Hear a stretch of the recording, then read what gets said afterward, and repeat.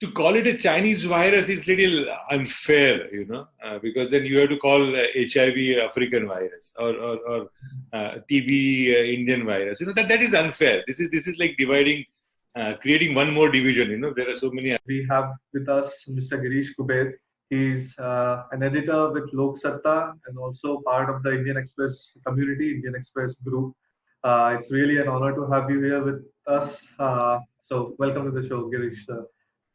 How are you doing today? Thank you. Nice having you.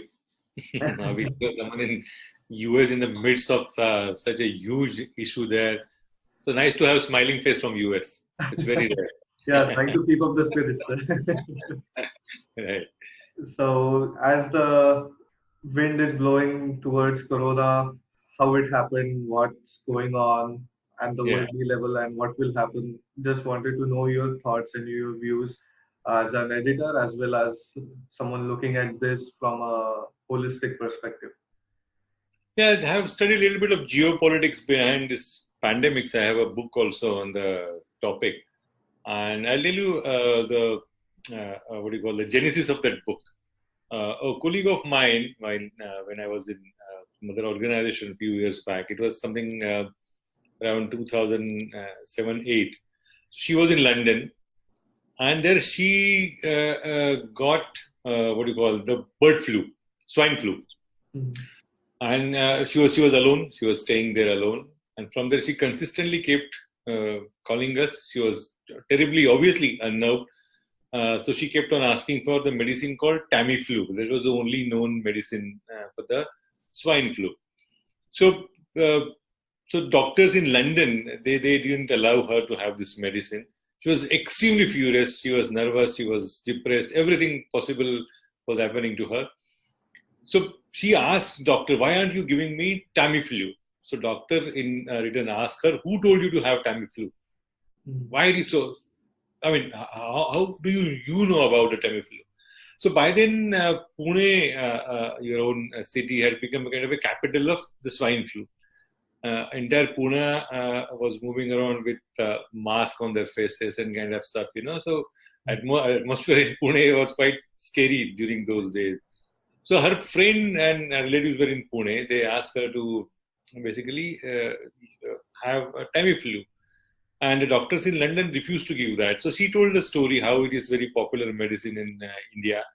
By then, Maharashtra government had announced import of some 1 crore, that is like some 10 million tablets of Tamiflu from US, and they were to be given free or at the lowest possible price. So Tamiflu was in rage, but she wasn't given that prescribed that medicine in London. So doctors instead asked her to stay home, have warm water or soup or chicken soup or whatever, stay indoors. We will wait for a week or so.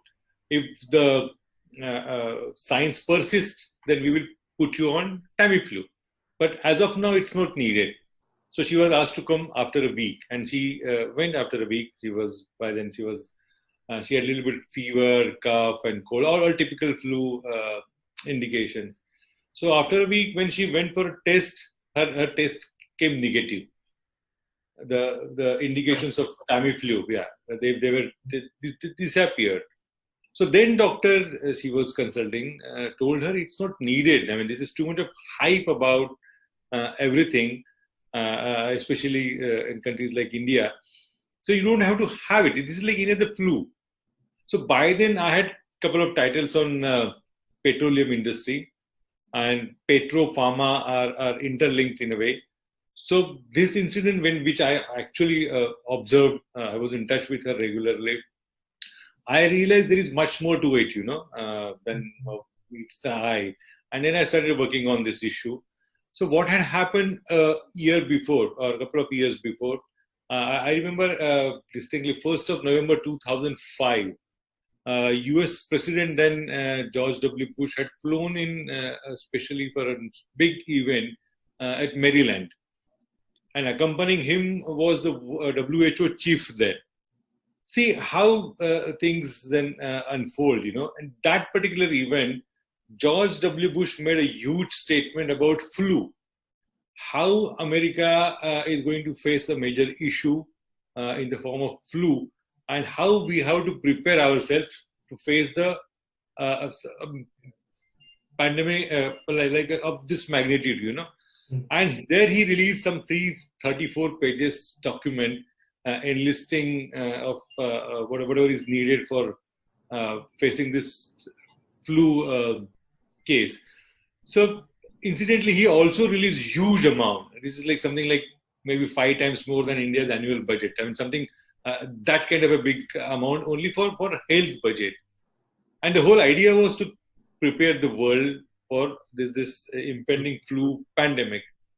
And so is the coincidence. After a couple of months after that, first case was reported in Mexico, another was in Brazil, and it was everywhere.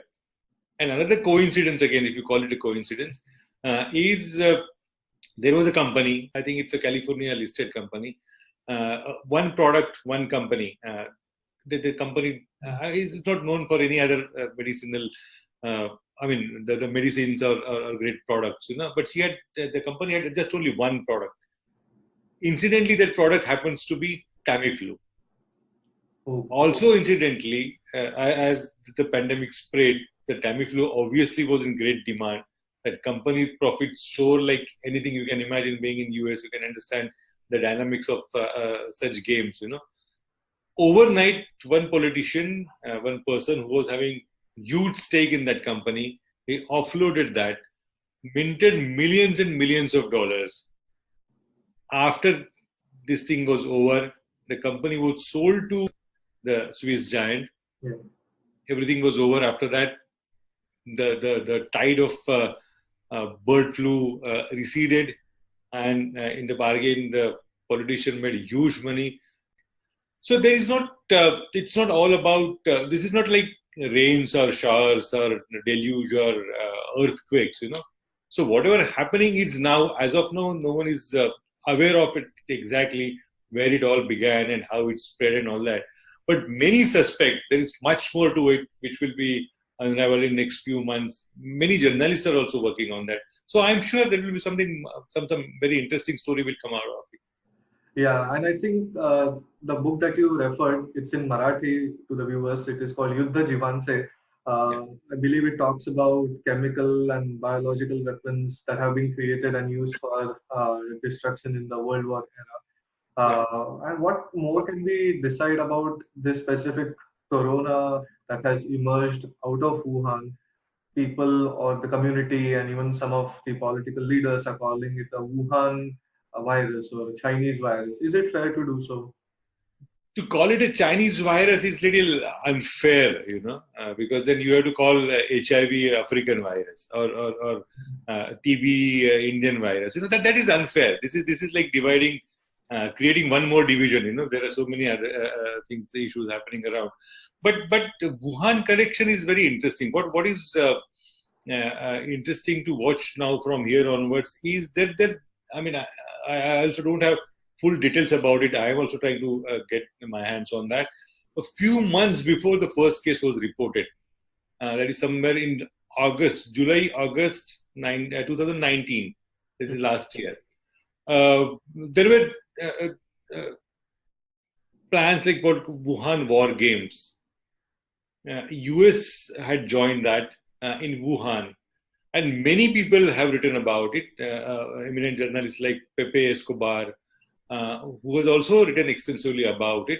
Soon after US team left from Wuhan, there were incidences of this flu reported. There is also one US lab which was in doubt about this issue, which was closed down subsequently because of neighbors in that particular area complained about that particular building. So I think last word is yet to be said on this issue. There are many things I'm sure which will throw many new aspects, very shocking. And if you remember a few weeks back, China alleged that it was American Defense Forces' creation. They brought this virus. So the connection is to that Wuhan War Games, which US had joined. That's what some of the journalists have written about. So there is nothing new about anything like corona or any this I suppose what I understand is the seventh in the series of those viruses, those create flus. This is the seventh generation, so obviously every next generation comes with its own modification. So this also must be the same because it has shown pace like no other earlier six viruses. It spreads very fast. Number one. Number two, a significant aspect of this seventh COVID virus is asymptomatic cases.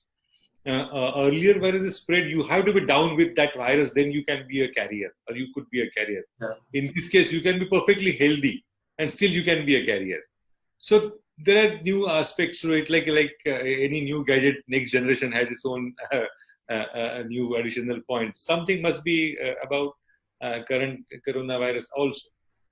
Okay, yeah, that is very interesting when you look at the patterns that have been emerging, right from influenza, polio, and all the viruses that have been created. SARS, MARS, everything, Ebola, everything. I mean, they are the same viruses. They attack the same way, lungs, same symptoms, pneumonia-like situation, and then ventilators are needed. So there is a pattern in this whole series of virus attacks, and they are all related to flu. And there is an interesting book, since you talked about my book, there is an interesting book. The title is Big Firms Make Big Flu. Okay. It's again by American author. It talks about how big companies are interested in creating this kind of viruses or what do you call the germs or some variations of such things, which help or which directly indirectly help spread of such flus. Mm-hmm. So there are many theories going around. Yeah, that is another fact which I thought could be interesting is when other viruses came into existence, there wasn't a finger pointing at this country started it or this phenomenon started it. So could there be a reason behind this point of time in the 21st century breakout of this virus in a specific country? Or have there been instances where viruses that we just mentioned have actually emerged and people have started blaming that country or labeling that country? So this labeling part is this typical Trump phenomena, the country you are currently living in, But so you have to have the backdrop for this, So US-China trade war, US-China currency war, international issues, China taking up a huge project in Asia, connecting almost like entire continent, the RCEP and those issues. So China becoming another in a world which was seeing unipolar, China becoming a major pole, and this thing happening. So there is definitely, if you connect dots, there are many dots yet to emerge, which we have to connect. But whatever information and the backdrop the background available now, if you connect those dots, then picture starts emerging. There is definitely much more to it, and so impending US elections, the way Trump and Xi Jinping, wavered on their own issues, So yeah, this makes it more suspicious, more like a conspiracy theories which are out in the open. It adds some credence to the information available.